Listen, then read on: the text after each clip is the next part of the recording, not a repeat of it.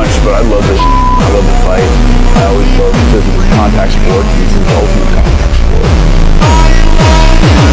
You have that like real authentic, like you're a fighter.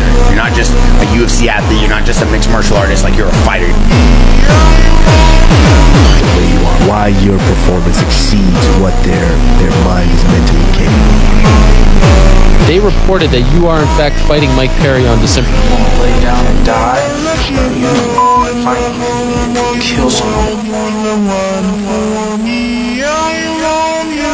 For real, I can stand here and knock anybody out, and if you want to take me to 3 rounds, I'm going to keep coming every single round, and I show that.